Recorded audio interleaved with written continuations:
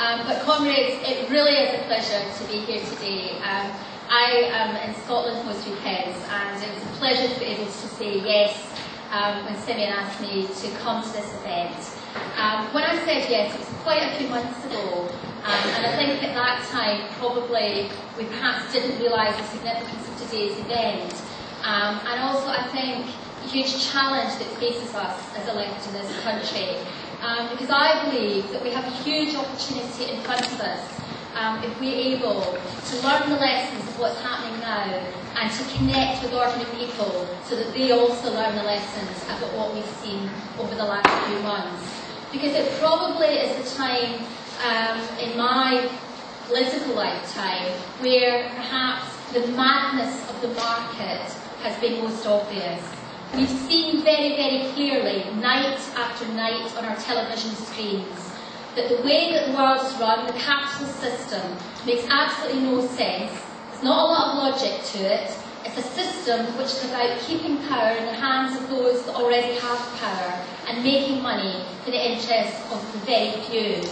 And I think what we've seen over the last few months, and I'm afraid, I suspect what we're going to see over the coming period of time, is going to be a real eye-opener for a lot of ordinary people in this country. So I think as we meet today, we face an absolutely massive challenge. And we have a huge responsibility on our shoulders to make sure that we're able to articulate what's happening and put forward the ideas that mean that people can actually see that it's not inevitable that we run the world the way we do it at the moment, and that another world is possible. I'm obviously a member of Parliament, so I spend a huge amount of my time talking to my constituents, going around knocking on doors, meeting in the surgeries, speaking with them. Sometimes it's on the phone, sometimes it's over email, sometimes it's by correspondence, and sometimes it's face to face. And the truth is that people are very perplexed and confused by what's happened over the last period of time. They see huge amounts of money being handed over to the banks, and they say, well, why is it that that money is not being made available to us? Where did that money come from? And if you say to people, well, the reason they've done it, and as a Labour MP, you've got to try and defend the Labour government when you can, the reason they've done it is if they hadn't, the system would have collapsed. They recognise immediately that that wouldn't be in their interests, because the first people that suffer whenever anything goes wrong is ordinary working people. But we also say, well, if you can find that money to prop up the system, then surely you can find that money to prop up the system for us. And I believe that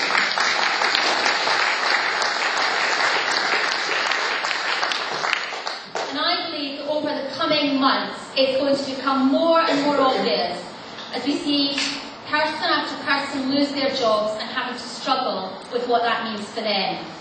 We've got an agenda on the left that offers hope to ordinary working people.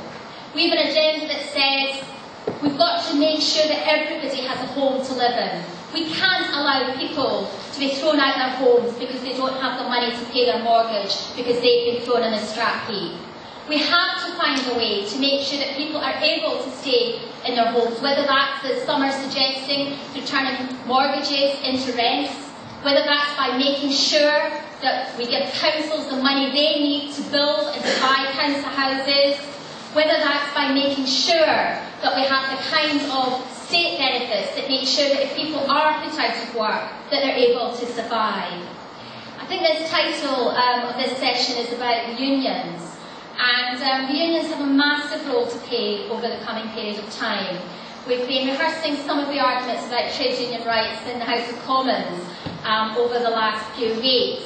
And the Labour movement is facing a massive struggle within itself at the moment between what was New Labour and those that have more traditional Labour ideas.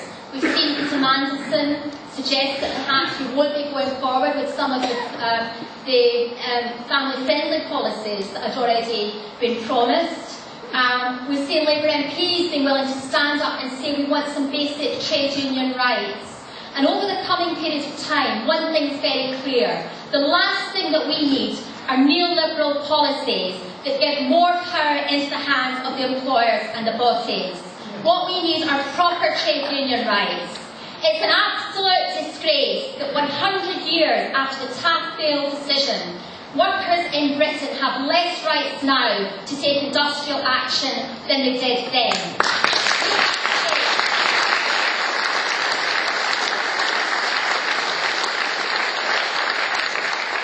We have to say that the best way to protect ordinary working people, the best way for people to have rights at work is to have trade union rights, the strongest trade union rights, rather than the weakest trade union rights in Europe as we have at the moment. Another announcement this week, the announcement over the post office card account, is yet another example of the madness of privatisation. For the last 3 years, the government has been going through an exercise which it claims was required by the European Union. Well, apparently it was required by the European Union up till Thursday of this week. Ireland didn't have to do it, lots of other countries had to do it, but like the ferries, like all sorts of parts of the public sector, we've gone through this tendering and privatisation exercise.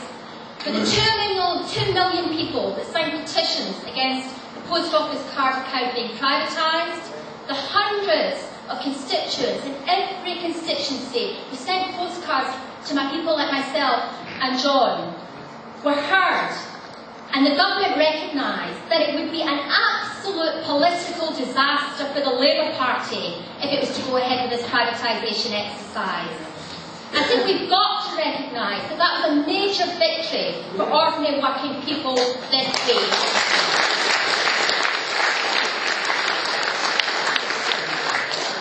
And we've got to say the last thing that we now need is any consideration of the privatisation of Royal Mail.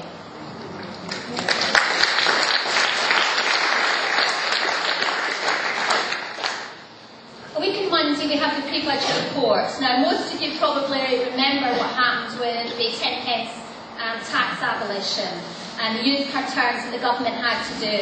And the reality is many constituents in places what I represent are still worse off as a result of those changes. We have to make sure that a week on Monday, this government has a budget which is a budget for ordinary working people.